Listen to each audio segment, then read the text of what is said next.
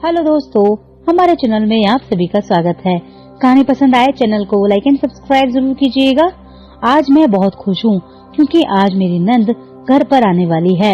मुझे अपनी नंद के आने से जितनी खुशी महसूस नहीं होती, उससे कहीं ज्यादा खुशी मुझे उसके बेटे को देखकर होती है। मेरी नंद का बेटा राहुल अब 15 साल का हो गया है। वो 15 साल की उम्र में ही जवान लड़कों की तरह दिखने लगा है। उसकी शक्ल सूरत भी बहुत सुंदर है। मैं जब एक बार उसको देखती हूँ तो बस उसको देखती ही रहती हूँ। मेरा मन तो ऐसे करता है कि बस मैं उसको अपने सामने बिठा कर देखती रहूं और सुबह शाम दिन रात उसको अपने पास ही रखूं। थोड़ी ही देर में घर का दरवाजा बजता है। दरवाजे की आवाज सुनते ही मैं जल्दी से जाकर दरवाजा खोलने के लिए गई। मेरे इस उतावलेपन को देखकर मेरी सास ने मुझसे कह भी दिया, अरे बहू, किसी और के आने पर तो तू इतनी जल्दी भागकर दरवाजा नहीं खोलती। पता नहीं राहुल के आते ही तुझे क्या हो जाता है। मैंने अपनी सास की बातों को अनसुना किया और फिर जैसे ही मैंने दरवाजा खोला तो सामने मेरी नंद अपने बेटे राहुल के साथ खड़ी हुई थी। मैंने अपनी नंद को देखे बिना ही राहुल को अपने गले लगा लिया और राहुल को बस ऐसे ही कस के अपनी बाहों में पकड़ लिया। राहुल मुझे बार बार कहता रहा, मामी मुझे छोड़ दो, मामी मेरा दम घुट रहा। लेकिन मेरा मन तो राहुल को छोड़ने के लिए बिल्कुल भी नहीं कर रहा था। तभी मेरी नंद ने हाथ पकड़कर मुझे अपनी तरफ खींचते हुए कहा, अरे भाभी, अब राहुल से ही मिलती रहोगी या मुझसे भी मिलोगी? आ जाओ, अब जरा मेरे भी गले लग लो। मैंने अपनी नंद को ऐसे ही बेमन से अपने गले लगा लिया और फिर राहुल का हाथ पकड़कर मैं जल्दी से उसे घर के अंदर लेकर गई। मैंने अपनी नंद को अपनी सास के पास बैठा दिया और खुद मैं राहुल के करीब जाकर बैठ गई, क्योंकि मुझे राहुल के पास ही बैठकर सुकून मिलता है। मैं बस राहुल के पास बैठकर राहुल को ही निहारती जा रही थी। फिर मैंने राहुल का हाथ अपने हाथों में ले लिया और उसके हाथ को सहलाने लगी, जो शायद मेरी नंद को पसंद नहीं आ रहा था। तभी मेरी नंद ने मुझसे चिढ़कर कहा, अरे भाभी, क्या बैठकर यही सारा समय बिता दोगी? हमारे लिए कुछ खाने के लिए नहीं लेकर आओगी? अपनी नंद की बातें सुनने के बाद मैं बेमन से उठकर रसोई घर में चली गई। फिर मैंने जल्दी जल्दी सबके लिए खाना बनाया और मैंने राहुल के लिए उसका मनपसंद पास्ता भी बनाया। मैंने सब लोगों को उसका खाना दे दिया। तभी राहुल ने अपनी माँ से कहा, माँ, मुझे पहले चॉकलेट शेक पीना है। पहले आप मेरे लिए चॉकलेट शेक बनाकर ले आइए। राहुल के मुंह से चॉकलेट शेक का नाम सुनकर मैं जल्दी से भागती हुई रसोई में गई और मैंने राहुल के लिए चॉकलेट शेक बनाया और जल्दी जल्दी कदम बढ़ाते हुए राहुल की तरफ जाने लगी। लेकिन अचानक से पता नहीं कैसे मेरा पैर एकदम से मुड़ गया और वो सारा चॉकलेट शेक जाकर राहुल के ऊपर गिर गया। राहुल अपने ऊपर सारा चॉकलेट शेक गिरा हुआ देखकर एकदम से खड़ा हो गया। फिर मैंने राहुल का हाथ पकड़कर उसे जल्दी से बाथरूम में लेकर जाने लगी। मैंने कहा, अरे राहुल, जल्दी चलो, वरना तुम्हारे कपड़ों पर चॉकलेट के निशान रह जाएंगे। जैसे ही मैं राहुल को बाथरूम के अंदर लेकर गई तो राहुल ने मुझसे कहा, मामी, अब आप जाइए, मैं अपने आप अपने कपड़े साफ कर दूंगा। मैंने राहुल से कहा, अरे नहीं नहीं बेटा, तुम कैसी बातें कर रहे हो? तुम्हारे कपड़े मेरी वजह से खराब हुए हैं तो ठीक भी मैं ही करूंगी। फिर मैं जल्दी से राहुल के कपड़े उतारने लगी। मैंने जल्दी से राहुल के शर्ट के बटन खोलने शुरू कर दिए, लेकिन शायद राहुल को मेरे सामने कपड़े उतारते हुए शर्म आ रही थी। उसने मुझे कितनी बार कहा, नहीं मामी, मैं अपने आप कर लूंगा, आप बाहर जाइए, मैं बड़ा हूँ। मैंने कहा, नहीं बेटा, मैं ही करूँगी। फिर मैंने राहुल के शर्ट के बटन खोलकर उसकी शर्ट उतार दी। फिर जैसे ही मैंने राहुल के और कपड़े उतारने शुरू करे तो राहुल ने गुस्से में आकर मेरे ऊपर चिल्लाते हुए कहा, मामी, आप यहाँ से चले जाइए, मैं आपसे कह रहा हूँ, वरना मैं माँ को आवाज लगाकर बुला लूंगा।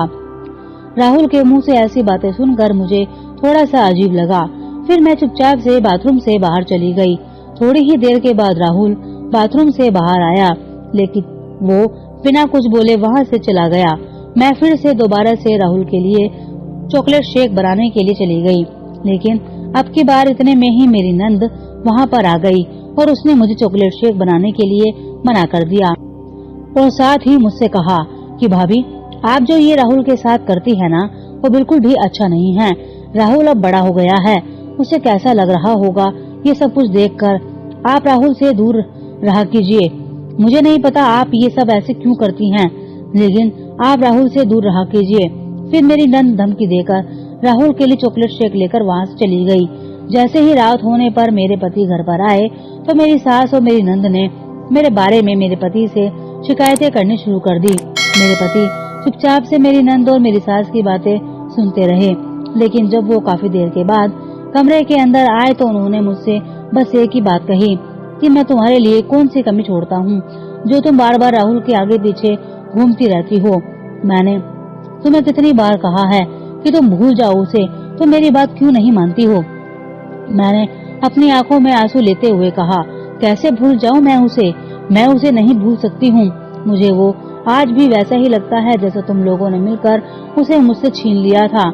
ये सब जो भी कुछ हो रहा है वो तुम लोगों की वजह से ही हो रहा है, तुम्हारी माँ और तुम्हारी बहन की वजह से हो रहा है।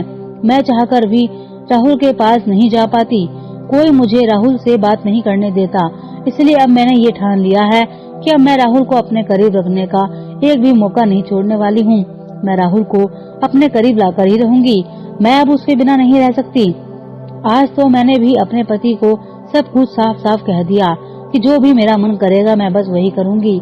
लेकिन जब मैंने शांति से इन सब बातों के बारे में सोचा तो मुझे भी ऐसा महसूस हुआ कि मेरी हरकतों की वजह से राहुल मुझसे दूर होता जा रहा है। उसे मेरे पास रहना बिल्कुल भी पसंद नहीं आता। फिर मैंने राहुल के साथ नॉर्मल बर्ताव करना शुरू कर दिया, लेकिन मैं क्या करूं, राहुल को देखकर मेरा मन उसके पास रहे बिना नहीं रह पाता। इसलिए शायद मेरी नंद कई साल में हमारे घर पर आती है ताकि मैं राहुल के करीब ना जा सकूं। एक दिन राहुल बाहर ग्राउंड में बच्चों के साथ बैट बॉल खेल रहा था कि तभी अचानक से राहुल को चोट आ गई और राहुल बेहोश हो गया। सभी लोग राहुल को इस हालत में देखकर डर गए। मेरी तो जैसे सांसें ही रुक गई। राहुल को देखकर मैं बार बार रोती जा रही थी। तभी मेरे पति ने एम्बुलेंस बुला ली और हम सब लोग जल्दी से राहुल को लेकर हॉस्पिटल के लिए गए। हॉस्पिटल में जाने के बाद पता चला कि राहुल को बहुत गहरी अंदरूनी चोट आई है और तभी डॉक्टर कमरे से बाहर आते हैं और कहते हैं कि हमें इलाज के लिए राहुल की मां का खून चाहिए। राहुल की मां का नाम सुनते ही सभी लोग एक दूसरे की तरफ देखने लगे। तभी मैंने जल्दी से कहा, ले लीजिए, आप मेरा खून ले लीजिए। मुझे इस तरीके से बोलता हुआ देखकर मेरी नंद ने एकदम से कहा कि राहुल मेरा बेटा है, उसको खून मैं ही दूंगी, तुम नहीं। मेरी नंद डॉक्टर के साथ अंदर चली गई और मैं बाहर तड़पती रह गई। तभी डॉक्टर एक बार फिर से बाहर आ गए। डॉक्टर ने कहा, हमें राहुल की असली माँ का खून चाहिए, ये राहुल की असली माँ नहीं है, इसका राहुल के साथ डीएनए मैच नहीं हो रहा। तभी सब लोग मेरी तरफ देखने लगते हैं और मैं जल्दी से डॉक्टर के पास जाकर कहने लगी, डॉक्टर साहब, मैं ही राहुल की सगी माँ हूँ, आप मेरा खून ले लीजिए। डॉक्टर ने जल्दी से मेरा खून टेस्ट किया तो मेरा खून राहुल के साथ मैच हो गया। उसके बाद उन्होंने राहुल का इलाज करना शुरू कर दिया। कई घंटों के इलाज के बाद राहुल को होश आया। राहुल ने जैसे ही अपने पास डॉक्टरों को देखा तो कहा, सर, मेरी माँ कहाँ है, उन्हें मेरे पास बुला दीजिए। डॉक्टरों ने मुझे फिर से अंदर बुला लिया और कहा, लो बेटा, हम तुम्हारी माँ को बुला कर ले आए हैं। जैसे ही राहुल ने मुझे देखा तो कहा, नहीं सर, ये मेरी माँ नहीं है, ये तो मेरी मामी है, आप मेरी माँ को बुला कर ले आइए। डॉक्टर ने राहुल को हैरानी के साथ कहा, नहीं बेटा, यही तुम्हारी माँ है, हमने अभी अभी तुम्हारा डीएनए इनके साथ मैच किया है। जो वो दूसरी औरत है उनका डीएनए तुम्हारे साथ बिल्कुल भी मैच नहीं हो रहा। राहुल डॉक्टर की बात सुनकर बिल्कुल हैरान रह गया और फिर उसने जल्दी से मेरी नंद को अंदर बुलाया। राहुल ने फिर अपनी माँ से यही सवाल किया कि मेरी सगी माँ कौन है, मुझे बताइए, ये डॉक्टर तो कह रहे हैं मामी मेरी माँ है। फिर मैंने रोते रोते राहुल को सब कुछ बता दिया कि उसकी माँ की शादी के कई सालों के बाद भी उसको कोई बच्चा नहीं हो रहा था। लेकिन जब अचानक से सबको घर में पता चला कि मैं माँ बनने वाली हूँ और वो भी जुड़वा बच्चों की, तो मेरे घर में मेरी सास और मेरी नंद ने यही फैसला किया कि मेरा बच्चा मेरे पास रहेंगे, एक बच्चा मेरे पास रहेगा और दूसरा बच्चा मेरी नंद के पास रहेगा।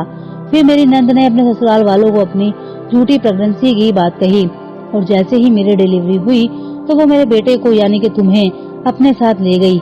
मैं अपने दूसरे बेटे के साथ अपनी जिंदगी बिता रही थी, लेकिन तभी कुछ सालों के बाद ही एक्सीडेंट में उसकी मौत हो गई। अब मैं अपने बेटे के प्यार के लिए तड़पती रहती हूँ। इसलिए मैं जब भी तुमको देखती हूँ तो तुम्हारे करीब ही रहना चाहती हूँ। बस मेरी इतनी ही तुमसे प्रार्थना है कि तुम चाहे माँ किसी को भी कहो, लेकिन तुम मुझसे नफरत कभी मत करना। राहुल ने मेरी बातें सुनने के बाद रोते हुए कहा कि आप दोनों ही मेरी माँ हैं। ना मैं आपको छोड़ सकता हूँ और ना ही मैं आपको छोड़ सकता हूँ। उस दिन के बाद से मेरा बेटा राहुल अक्सर घर पर आ जाया करता और मैं भी अपने बेटे को अपना पूरा लाड़ प्यार देती। जो ख्वाहिश मैं अपनी उसके बचपन से पूरी नहीं कर पाई थी, वो अब मैं पूरी करती हूँ। दोस्तों, आपको हमारी कहानी कैसी लगी कमेंट बॉक्स में जरूर बताइएगा और हमारी ऐसी ही कहानी सुनने के लिए हमारे चैनल को लाइक एंड सब्सक्राइब जरूर कीजिएगा। धन्यवाद। हेलो दोस्तों, हमारे चैनल में आप सभी का स्वागत।